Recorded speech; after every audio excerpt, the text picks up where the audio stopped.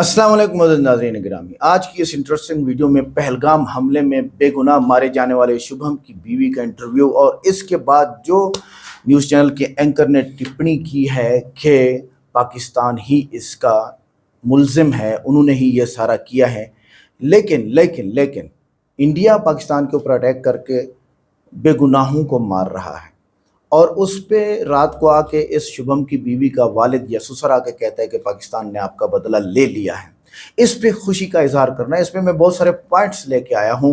बेगुनाहों से बदला लिया जाए या कसूरवार से बदला लिया जाए, या इसके अलावा बहुत सारी बातें हैं जो आज इस वीडियो में होने वाली हैं। वीडियो को लाइक करें, चैनल को सब्सक्राइब करें, वीडियो को व्हाट्सएप पे ज़रूर शेयर करें, कमेंट करके बताएं वीडियो कैसी लगी। वीडियो का एंड पे इंशाल्लाह आप सुनेंगे, आपको बातें समझ आएंगी। सर, इस ऑपरेशन का नाम दिया है ना, जिस तरीके से उन्होंने ऑपरेशन सिंदूर, ये कहीं ना कहीं बहुत उन्होंने हम सब को पर्सनल लेवल पे मैसेज किया है कि हम पर्सनल लेवल पे आपका बदला लेके आएंगे। ये उनको आके हमें बताने की ज़रूरत नहीं थी, उन्होंने ऑपरेशन का नाम दे के ही हमें पर्सनल लेवल पे बता दिया कि हम आपका बदला लेके आएंगे। ये YL सिंदूर का नाम रखने का मतलब ही वही है। And I was really in tears, I was really emotional जब मैंने ये नाम पढ़ा था। मैं बहुत इमोशनल थी, I was crying, I was sitting alone and crying. सिर्फ शुभम को देख रही थी एंड आई वॉज क्राइंग। हमने पहले भी आपसे बातचीत करी थी, आपके अंदर कहीं ना कहीं एक रोष था और डिससेटिस्फैक्शन भी था कि उस तरीके की कार्रवाई नहीं हो पाई जित कार्रवाई होनी चाहिए थी। अब क्या लगता है आपको कि संतुष्ट हैं उस कार्रवाई से कि और कुछ होना ज़रूरी है? मैंने आतंकवाद ख़त्म होने की कार्रवाई कही थी कि आतंकवाद ख़त्म होना चाहिए। जिस तरीके से उन्होंने 9 आतंकवादी ठिकाने को टारगेट किया है, उन्होंने आतंकवाद ख़त्म किया है। और मुझे ये भी पता है कि जिस तरीके से और भी आतंकवादी स्पॉट्स होंगे, उनके हाइडआउट्स होंगे, वो भी ख़त्म कर देंगे, क्योंकि हमारी लड़ाई आतंकवाद से है। वो पूरी तरीके से आतंकवाद ख़त्म करेंगे। दूसरा शुभम अब नहीं जाएगा इस देश से। प्रधानमंत्री ने कहा था कि जो आतंकी हैं उनकी हम जो बची कुची ज़मीन है उसे भी ले लेंगे, ख़त्म कर देंगे। कैसे देखती हैं इस पूरे स्टेटमेंट को और अब इस पूरे एक्शन में? सब मैं इस स्टेटमेंट में मैं क्या बोलूँ मुझे नहीं पता। बस मुझे ये पता है कि आज कहीं ना कहीं ये उनको मार के आतंकवाद ख़त्म करके उन्होंने जितने लोग हैं ना उनको पीस दी है, श्रद्धांजलि अब दी है। श्रद्धांजलि इसको बोलते हैं। आप रात से ही पूरा ऑपरेशन के बाद से पूरी डिटेल्स देख रही हैं, क्या मन में चल रहा था आपके? सबसे पहला रिएक्शन क्या था? कहीं ना कहीं आपके मन में कहीं डाउट इतने दिन में कहीं आया कि उस तरीके से शायद कार्रवाई ना हो? सर, डाउट तो मैं नहीं बोलूँगी, क्योंकि मैंने बहुत जगह बोला है कि मुझे विश्वास है कि बदला लिया जाएगा। इतनी जल्दी लिया जाएगा इसका नहीं पता था। एंड कहीं ना कहीं इम्पेशेंट सर होगा ही इंसान, उसका सब कुछ ख़त्म हुआ है तो वो इम्पेशेंट होगा ना, लाजमी है। मुझे कुछ इंटरव्यूज़ तो मुझे याद भी नहीं है मैंने बोला क्या है, क्या कहा है। इवन मैं थोड़ी देर समय बाद मैं बोल के भूल जाती हूँ मैं बोला क्या है, क्योंकि उस समय मैं I am just speaking what is coming in my mind. And right now also मैं वही बोल रही हूँ जो मेरे मन में आ रहा है कि उन्होंने शुभम का, उन्होंने उन बाकी 26 लोगों का बदला लिया है, बहुत पर्सनल लेवल पे लिया है। और मैं बहुत थैंकफुल हूँ, आई एम रियली थैंकफुल। पूरी रात से पूरी फैमिली बैठ के न्यूज़ देख रही थी। 2-2:30 बजे पापा ने आके हमें बताया कि ऐसा हुआ है। एंड तब से हम सिर्फ बैठ के न्यूज़ देख रहे थे। एंड हम साथ में सिर्फ एक साथ यही बोल रहे हैं परमानेंट तब से कि thank you Modi ji, thank you all the arm forces, thank you so ever is a part of operation Sindoor. आतंकियों ने आपसे कहा था कि अपनी सरकार को जाके बताना कि हमने ये किया है। सरकार ने भी एक मैसेज भेजा है। सरकार ने भी बता दिया कि हम इस तरीके से बताएंगे और इस तरह हम जवाब देंगे कि अब तुम्हारी औकात नहीं होगी कि तुम और किसी हमारे देश के बच्चे को और किसी हमारे देश के नागरिक को मार पाओ। फाइनली लगता है कि यू आर इन पीस, अब कुछ सेटिस्फैक्शन मिलेगा? क्योंकि मैं देख रहा हूँ बहुत दिनों से आप परेशान थी, नींद भी शायद ढंग से सोई भी नहीं है। लगता है कि अब चैन की नींद आई? More than me, Shubham is at peace. More than me, the all 26 people are in peace. That is more important to me, that is more important to everyone. एक आखिरी सवाल, उन महिलाओं को एक, जैसा आपने बताया, एक मैसेज दिया गया है मिशन सिंदूर करके, कैसे देखती हैं इस पूरे ऑपरेशन को और आने वाले समय में? क्योंकि पाकिस्तान सिर्फ POK में नहीं, पाकिस्तान पे भी जाके एयर स्ट्राइक करी है। आपको लगता है कि और कुछ करना चाहिए, पूरी तरीके से ख़त्म करना चाहिए, या इस तरीके के ऑपरेशंस पे आप क्या सोचते हैं? सर इस तरीके का ऑपरेशन तो मुझे नहीं पता था कि होगा क्या होगा, तभी मैं बार बार कह रही थी कि आतंकवादियों को बैठा लिए मत, आतंकवादियों को लाइए मत, उन्हें रखिए मत। उन्होंने प्रूव किया है कि हम उन्हें नहीं रखेंगे। जिस तरीके से उन्होंने पॉइंट ब्लैंक पे हमारे घर के, हमारे देश के लोगों को मारा है, हम उसी तरीके से उन्हें ख़त्म करेंगे। और मुझे ये भी पता है कि वो इसमें नहीं रुकेंगे। वो आतंकवाद, जिस तरीके से आतंकवाद ने हमारे देश के लोगों को ख़त्म किया है, वो पूरी तरीके से आतंकवाद ख़त्म करेंगे। भारत ने 7 मई 2025 को ऑपरेशन सिंदूर के जरिए पाकिस्तान के 9 अलग अलग ठिकानों में ऐसी आग बरसाई जिसने पाकिस्तान के आतंकवादी ठिकानों को राख कर दिया। भारत का यह बदला सिर्फ मिसाइलों का बदला नहीं था। ऑपरेशन सिंदूर के जरिए यह बदला हर उस विधवा के आंसू का था जिसके माथे के सिंदूर को इन आतंकवादियों ने मिटाया था। यह बदला उन आतंकवादियों के आकाओं को था जिनके सामने जब एक हिंदू महिला ने कहा कि मुझे मार दो, तो उसने कहा नहीं, तुझे नहीं मारेंगे, तुझे और तेरे बच्चों को छोड़ेंगे ताकि तू जाकर हिंदुस्तान को बताए, मोदी को बताए कि हमने तेरे पति को मार दिया। और अब जवाब दे दिया भारत ने, प्रधानमंत्री मोदी ने जवाब दे दिया। 9 मिसाइलों की गर्जना से रावलपिंडी से लेकर बहावलपुर, मुजफ्फराबाद से लेकर मीरपुर, हर ठिकाने को राख कर दिया। पाकिस्तान की धरती लाशों से पट गई है। आतंकवादी अड्डे जो हैं वो मटिया मेट हो गए हैं।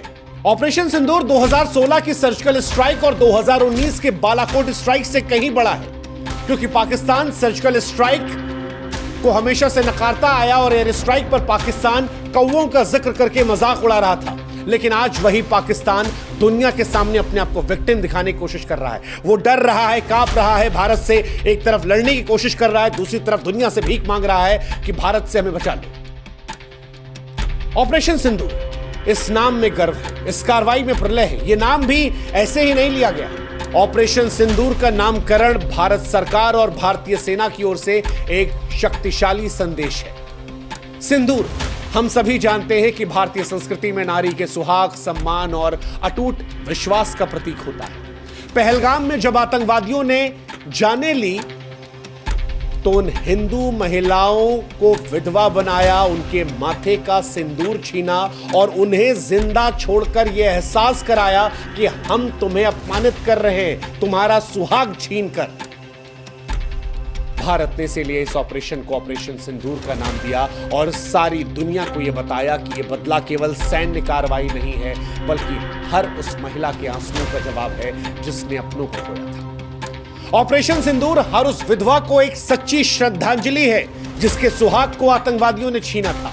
ऑपरेशन सिंदूर उन आंसुओं का जवाब है जो विधवाओं के, उनके बच्चों की आंखों से बहे थे। और ये नाम सारी दुनिया को बता रहा है कि भारत अपने लोगों के सम्मान, उनकी रक्षा करने के लिए कितना संवेदनशील है, कितना दृढ़ है। ऑपरेशन सिंदूर भारत की सांस्कृतिक संवेदनशीलता और आतंकवाद के खिलाफ उसकी अटल प्रतिबद्धता और अपने नागरिकों की रक्षा का जीता जागता सबूत है। ऑपरेशन सिंदूर से पहले लगातार हम और आप ये सोच रहे थे कि भारत सरकार कार्रवाई क्यों नहीं कर रही, क्योंकि सर्जिकल स्ट्राइक 11 दिन में हो गई थी, एयर स्ट्राइक 12 दिन में हो गई थी, इस बार 14-15 दिन हो गए। लेकिन भारत सरकार ये जानती थी कि पाकिस्तान इंतजार कर रहा है और इसीलिए इस बार पाकिस्तान को बेवकूफ बनाया गया, उसे मॉक ड्रिल के भ्रमजाल में फंसाया गया। 6 मई 2025 को भारत की तरफ से ऐलान होता है कि 244 क्षेत्रों में मॉक ड्रिल किया जाएगा। भारत ने यह संदेश दिया कि 1971 के बाद यह पहला अभ्यास होगा। भारत किसी बड़े हमले की तैयारी कर रहा है, लेकिन उस मॉक ड्रिल का मकसद पाकिस्तान को भ्रम में डालना था और पाकिस्तान उस भ्रम में फंसा। पाकिस्तान ने युद्ध की तैयारियों का संकेत मॉक ड्रिल को माना, सेना को हाई अलर्ट पर रखा, उसकी खुफिया एजेंसियां भारत के अगले कदम का अनुमान लगाने में उलझी रहीं। लेकिन यहीं पर भारत ने तैयारी की और फिर पाकिस्तान के 9 ठिकानों पर आतंकवादियों के अड्डों को तबाह कर दिया। ऑपरेशन सिंदूर से पहले वो जो मॉक ड्रिल था वो भारत का मास्टर स्ट्रोक था जिसने पाकिस्तान को पूरी तरह से चकमा दिया। अब पाकिस्तान दुनिया के सामने रो रहा है। पाकिस्तान ये दावा कर रहा है कि भारत ने उनके नागरिक क्षेत्रों को निशाना बनाया। पाकिस्तान ये दावा करने की कोशिश कर रहा है कि हमने बच्चों को निशाना बनाया, झूठी झूठी कहानियां बना रहा है। लेकिन भारतीय सेना हर उस कहानी को बेनकाब कर रही है। रक्षा मंत्रालय ने कह दिया कि हम पूरी जानकारी आपको देंगे बाद में, लेकिन इतना बता दिया कि हमारे पास हर लक्ष्य के आतंकवादी ठिकाना होने के पुख्ता सबूत है। वैसे भी पाकिस्तान का प्रोपेगेंडा पूरी दुनिया के सामने कई बार बेनकाब हो चुका है। पूरी दुनिया जानती है कि पाकिस्तान वही देश है जो हाफिज सईद को पालता है, मसूद अजहर को पालता है, जिसके घर में ओसामा बिन लादेन था, जिसे अमेरिका ने घुसकर मारा था। तो वो पाकिस्तान किस तरह से कहेगा कि हिंदुस्तान ने उसके आतंकवादी अड्डों को नहीं ठिकाना बनाया? हिंदुस्तान और पाकिस्तान में अंतर है। हिंदुस्तान जो पाकिस्तान में घुसकर मारता है तो वो छाती ठोक कर कहता है कि तुम्हारे यहां आतंकवादी अड्डे थे, लेकिन हिंदुस्तान के अंदर आतंकवादी अड्डे नहीं है। ये बात पाकिस्तान जानता है और यही अंतर पाकिस्तान और हिंदुस्तान में है जो सारी दुनिया देख रही है। इसीलिए आज अमेरिका से लेकर इजराइल तक कह रहा है कि हम हिंदुस्तान के साथ खड़े हैं। वैसे पाकिस्तान के पास अभी भी दो रास्ते हैं कि बेहतर है कि वह आतंकवाद को छोड़े, सुधर जाए, या फिर भारत से युद्ध लड़े और इतिहास का हिस्सा बन जाए। और अगर पाकिस्तान को यह लगता है कि पाकिस्तान हिंदुस्तान को वो जो सीमा पर फायर कर रहा है या अपने F-16 का धौंस दिखाने की कोशिश कर रहा है, तो उसे प्रधानमंत्री नरेंद्र मोदी के उस वक्तव्य को याद कर लेना चाहिए जिसमें प्रधानमंत्री ने कहा था कि मुझ में रिस्क लेने की क्षमता औरों से कहीं ज्यादा है। अभी वो समय नहीं आया कि मैं रिस्क कितना ले सकता हूं उसका एहसास किसी को कराऊं। और आज उसका एक बहुत बड़ा ट्रेलर या कहे कि एक शॉर्ट फिल्म ऑपरेशन सिंदूर के जरिए हिंदुस्तान ने दिखा दी है पाकिस्तान को। अभी भी वक्त है कि पाकिस्तान आतंक से दूर हट जाए, वरना ऑपरेशन सिंदूर का बड़ा वर्जन जो है वो पाकिस्तान को देखना पड़ेगा। क्या हुआ ऑपरेशन सिंदूर में, कैसे हुआ ऑपरेशन सिंदूर, ये आज हम आपको बताते हैं। 7 मई 2025 की सुबह सुबह जब दुनिया नींद में सोई थी, तब भारतीय सशस्त्र बलों ने ऑपरेशन सिंदूर को अंजाम दिया।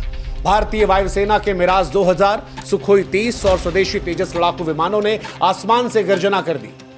डीआरडीओ द्वारा विकसित स्वदेशी ड्रोन, ब्रह्मोस क्रूज मिसाइलें और पिनाका मल्टी बैरल रॉकेट लॉन्चरों ने मिलकर पाकिस्तान और पाकिस्तान अधिकृत जम्मू कश्मीर में 9 आतंकवादी ठिकानों को निशाना बनाया और उन्हें राख में तब्दील कर दिया। रक्षा मंत्रालय के बयान के अनुसार ये ठिकाने भारत के खिलाफ आतंकवादी साजिश के केंद्र थे। सैटेलाइट इमेजरी और ह्यूमन सिग्नल इंटेलिजेंस के आधार पर इन ठिकानों को चुना गया ताकि सटीकता जो है आतंकवादी ठिकानों को लेकर 100% रहे। और कई निशाने लगाए। रावलपिंडी में लगाया गया, जहां लश्कर ए तैयबा का सबसे बड़ा प्रशिक्षण शिविर है, जहां आतंकवादियों को पाकिस्तान हथियार देता है, विस्फोटक देता है, ड्रोन हमले की ट्रेनिंग दी जाती है। यहीं से रक्षा मंत्रालय का मानना है कि पहलगाम के हमले की साजिश रची गई थी और इस जगह को हिंदुस्तान ने नेस्त नाबूद कर दिया। बहावलपुर, वो जगह जहां पर जैश ए मोहम्मद का गढ़ है, यहां से 2001 के संसद हमले और 2019 के पुलवामा हमले की साजिश रची गई थी। आतंकवादी संगठनों का लॉजिस्टिक और कमांड सेंटर, जहां से हथियारों का भंडार, फंडिंग का प्रबंधन होता है। कहा जा रहा है कि यहां पर 50 टन से ज्यादा गोला बारूद था जो भारत के स्ट्राइक में नष्ट हो गया। मीरपुर, घुसपैठियों का प्रशिक्षण केंद्र, जहां आतंकवादियों को भारत में प्रवेश करने की ट्रेनिंग दी जाती थी। यहां पर कई आतंकवादी थे जो अब निकल लिए हैं। कराची के भी कई बाहरी इलाकों की बात की जा रही है। एक गुप्त ठिकाना जहां से साइबर हमले और ड्रोन ऑपरेशंस की योजना बन रही थी, यह ठिकाना लश्कर के साइबर यूनिट का हब था, इसे भी निशाना बनाया गया। खैबर पख्तूनख्वा के पास सीमा पर लॉन्च पैड, जहां से आतंकी भारत में घुसपैठ की साजिश रच रहे थे, यहां भी 20 आतंकवादी ढेर किए गए। कहा जा रहा है कि बलूचिस्तान के पास भी हथियार तस्करी का प्रमुख केंद्र था, जहां से आतंकवादियों को गोला बारूद की आपूर्ति होती थी। इस ठिकाने पर भी 10 टन RDX नष्ट किया गया। और भी कई इलाके हैं पीओके के आसपास, गुप्त इलाके, जहां भारी मात्रा में आतंकवादी और के हथियार थे, उन्हें भी ब्रह्मोस मिसाइलों से नष्ट किया गया। हालांकि इनमें से कई जानकारी है वो सोर्सेस के हवाले से छन छना कर आ रही है, इसलिए जानकारियां थोड़ी बहुत आगे पीछे हो सकती हैं, क्योंकि अभी भी भारतीय सेना की तरफ से आधिकारिक ऐलान का इंतजार है।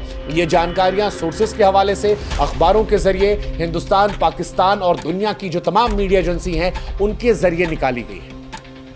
तो इन जानकारियों पर जो और जानकारियां आएंगी वो हम आपको बताते रहेंगे। लेकिन एक बात जो स्पष्ट तौर पर भारतीय सेना ने कही है अपनी जानकारी में, जब इस हमले को कंफर्मेशन आया उसके बाद कही, वो ये कि ये हमला संतुलित हमला था, जिसमें ताकत का प्रदर्शन तो था लेकिन युद्ध से परहेज था। दरअसल ऑपरेशन सिंदूर भारत की रणनीतिक परिपक्वता का सबूत था। यह बदला सटीक था, संतुलित था, घातक था। भारत ने आतंकवादी ठिकानों को तो निशाना बनाया, लेकिन पाकिस्तान की सेना को निशाना नहीं बनाया गया, पाकिस्तान की आवाम को निशाना नहीं बनाया गया, रिहायशी इलाकों को निशाना नहीं बनाया गया, बच्चों को, औरतों को, पुरुषों को निशाना नहीं बनाया गया। इसकी वजह थी भारत पाकिस्तान से युद्ध नहीं चाहता। भारत चाहता है कि पाकिस्तान को यह एहसास कराया जाए कि जो तुमने पहलगाम में किया जिनको पाल पोस कर किया उनको नष्ट करने की क्षमता हमारे अंदर है, इसलिए हमें छेड़ो मत, छेड़ोगे तो छोड़े नहीं जाओगे। इसीलिए भारत ने सैटेलाइट इमेज सिग्नल इंटेलिजेंस के साथ सटीक हमला किया कि पाकिस्तान को जवाब देने का मौका ना मिले। मॉक ड्रिल के उन्हें जाल में फंसाकर हमला किया और यह हमला पाकिस्तान को एक संदेश है। यह बदला सिर्फ सैन्य नहीं, मनोवैज्ञानिक और आर्थिक प्रहार के तौर पर भी है, जिसमें भारत दुनिया को भी यह बता रहा है कि यह नया भारत है जहां पर हम लोगों को उकसाते नहीं हैं, हम पहला हमला नहीं करते हैं, लेकिन हम बर्दाश्त भी नहीं करते हैं। और इसीलिए आज हम कह रहे हैं कि ऑपरेशन सिंदूर भारत की केवल एक सैन्य जीत नहीं है, ये भारत के अमर गौरव, उसके सांस्कृतिक ताकत, उसके अजय संकल्प की गाथा है। ऑपरेशन सिंदूर आज उन तमाम विधवाओं के लिए एक श्रद्धांजलि है जिनके सुहाग को आतंकवादियों ने छीना। ये उन तमाम महिलाओं के सम्मान की रक्षा थी जिन्हें आतंकवादियों ने धमकाया।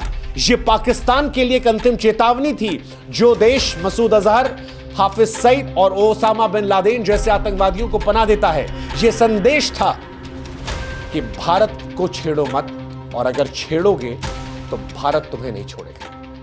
अब पाकिस्तान चाहे जो नौटंकी कर ले, बच्चों को ढाल बना ले, दुनिया के सामने पीड़ित बन ले, लेकिन सारी दुनिया के सामने भारत ने दिखा दिया है कि भारत बदला लेना जानता है। भारत ने ना सिर्फ आतंकवादी ठिकानों को ध्वस्त किया, बल्कि पाकिस्तान के आतंकी साम्राज्य की कमर तोड़ी है। और ऑपरेशन इतिहास भविष्य में भी इतिहास के स्वर्णिम पन्नों में उस गाथा के तौर पर सुनाया जाएगा जिसमें भारत ने अपने लोगों, अपने सम्मान और अपने देश की महिलाओं के सिंदूर का सम्मान बचाने के लिए प्रलय मचा दिया था। फिलहाल यह बदला पूरा हुआ, लेकिन भारत की नजर अभी भी उन आतंकवादियों पर है, उन आकाओं पर टिकी है जो भारत की शांति को चुनौती देने की हिम्मत कर रहे हैं। भारत अभी भी पाकिस्तान से कह रहा है कि यह हमला सिर्फ आतंकवादियों पर था, संतुलित हमला था, अभी भी सुधर जाओ, क्योंकि पाकिस्तान का कदम यह तय करेगा कि भारत का प्रहार जो है पाकिस्तान पर अगला कितना कारगर होगा। और अगर पाकिस्तान हिमाकत करने की कोशिश करता है तो पाकिस्तान याद रखे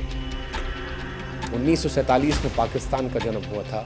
कहीं ऐसा ना हो कि 2025 उस आखिरी तारीख के तौर पर आए जब दुनिया ये कहना शुरू करेगी एक था पाकिस्तान। तो नाज़रीन गिरामी, पहली बात तो मैं यहाँ पर यह कहूँगा कि मोदी ने कहा कि आतंकवादियों की ज़मीन हड़प कर लेंगे, तो तरीका वारदात ही यही है मोदी का, तरीका वारदात ही यही है मोदी का कि क्या करना है, एक छोटा सा हमला अपने ऊपर करा देना है और उसके बाद कई काम कर लेने हैं और मीडिया के ज़रिए से शोषा डाल देना है और अगला इलेक्शन जीत जाना है। बस ये चल रहा है इनका मशवरे से। वाह मोदी जी वाह, वाह मोदी जी वाह, क्लैप्स क्लैप्स क्लैप्स। क्या कश्मीरी इंडिया के मुखालिफ नहीं है? क्या वो ये अटैक नहीं कर सकते? ओफो, 4 दहशतगर्द कैसे छुपाए जा रहे हैं, जैसा कि आपने बाद में एंकर की वीडियो देखी, कैसे उन 4 दहशतगर्दों को छुपाया और उनके सबूतों को छुपा दिया। इस एंकर ने दहशतगर्दों के बारे में बोला तक नहीं है।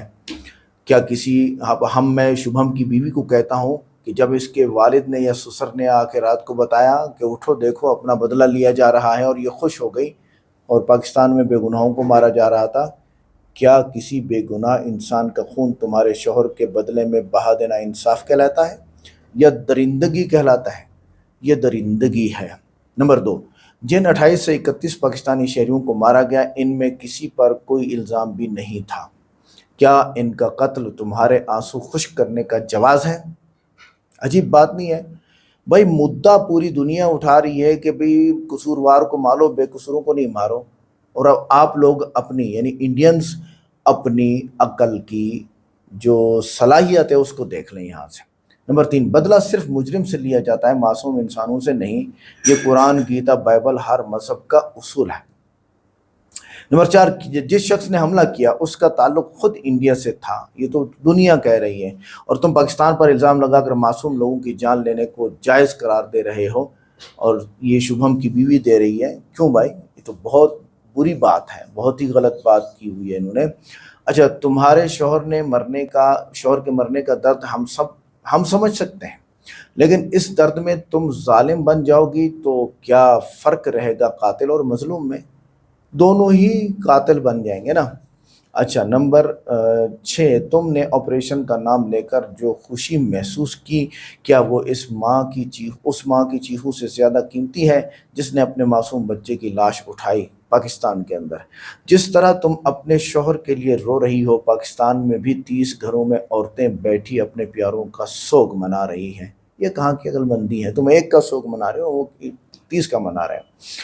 दर्द इंसान को इंसान बनाता है, दरिंदा नहीं। तुम अपने शौहर की मौत का बदला इंसानियत का गला घोंट कर कैसे ले रही हो? गलत बात है ये। यही जज्बाती इंतकाम की सोच है जिसने दुनिया में बेगुनाहों के खून की नदियां बहाई। महज़ब दुनिया इसे दहशतगर्दी कहती है। असल दहशतगर्दी यह है कि आप बेगुनाहों का खून बहाएं। पहलगाम में भी दहशतगर्दी हुई तो आप लोग भी कर रहे हो, गज़ा में भी यही चल रहा है। आगे यही जज्बाती इंतकाम की सोच है जिसने दुनिया में बेगुनाहों के खून की नदियां बहाई। मजहब दुनिया इसे दहशतगर्दी नहीं कहती, दहशतगर्दी ही कहती है। अगर तुम वाकई अमनो इंसाफ चाहती हो तो मुजरिम को सजा दिलवाने की बात करो, पूरे मुल्क को जलाने की बात मत करो। आप तुम पूरे मुल्क को जला रही हो। पहलगाम हमले का कोई मुसद्दे का सबूत नहीं दिया गया कि हमला आवर पाकिस्तान से आया था या कहीं। मैं किसी एक की तरफ बात नहीं कर रहा, मैं दोनों के बारे में बात कर रहा हूँ। जैश मोहम्मद के इल्ज़ाम को बुनियाद बनाया गया, लेकिन अक़वाम मुत्तहिदा या किसी आलमी इदारे ने इसकी तस्दीक ही नहीं की है। हमले के फौरी बाद बग़ैर तहकीकात इल्ज़ाम लगाना बैनुल-अक़वामी इंसाफ़ के उसूलों की खिलाफ वर्जी थी। हालांकि बैनुल-अक़वामी जितने भी इंसाफ वाली अदालतें हैं वो सब काफिर हैं, गैर मुस्लिम हैं, और इंडिया भी गैर मुस्लिम है। हज़रत मोहम्मद सल्लल्लाहु अलैहि वसल्लम ने इरशाद फरमाया, अल कुफ्र मिल्लतुन वाहिदा, ये काफिर सारे एक ही हैं। हमले के फौरी बाद बगैर तहकीकात इल्ज़ाम लगाना बैनुल-अक़वामी इंसाफ के उसूलों के खिलाफ वर्जी थी।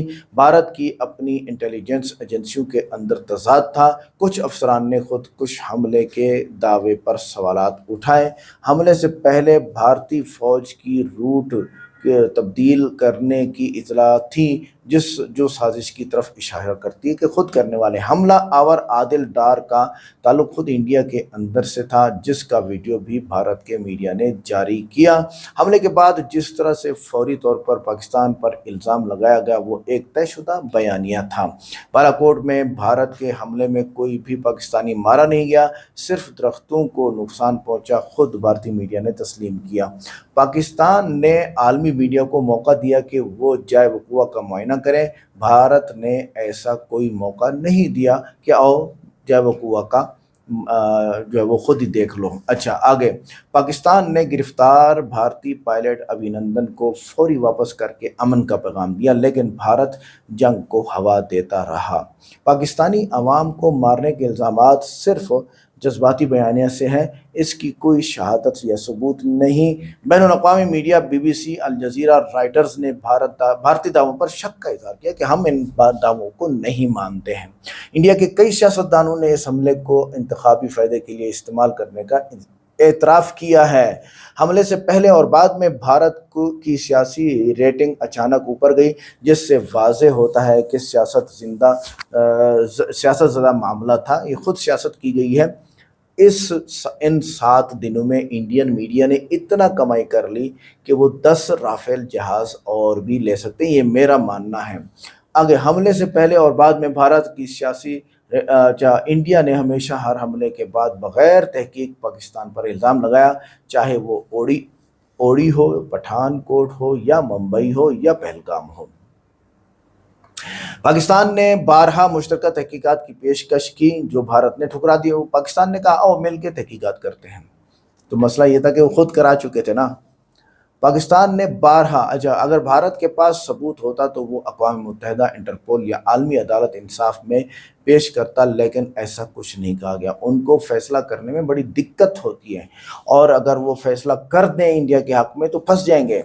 इंडिया ने जानबूझकर आलमी राय आमा को गुमराह करने की कोशिश की, ऐसी बातें की हैं कि वो गुमराह हो जाए। उन्होंने आखिर में कहा कि भाईजान ये कड़ियाँ मिलाई जा रही हैं, हकीकत कुछ नहीं, हम कोई फैसला नहीं देते। पहलगाम हमले के फ़ौरन बाद इंडियन मीडिया ने जज्बात भड़काने वाली मुहिम शुरू की, जो आम तौर पर जंगी जुनून पैदा करने के लिए की जाती है। बहुत सारी बातें और मेरे पास हैं, वीडियो लंबी हो जाएगी। वीडियो को लाइक करें, चैनल को सब्सक्राइब करें, वीडियो को व्हाट्सएप पे ज़रूर शेयर करें, कमेंट करके बताएं वीडियो कैसी लगी। मिलते हैं नेक्स्ट वीडियो में। अस्सलाम वालेकुम।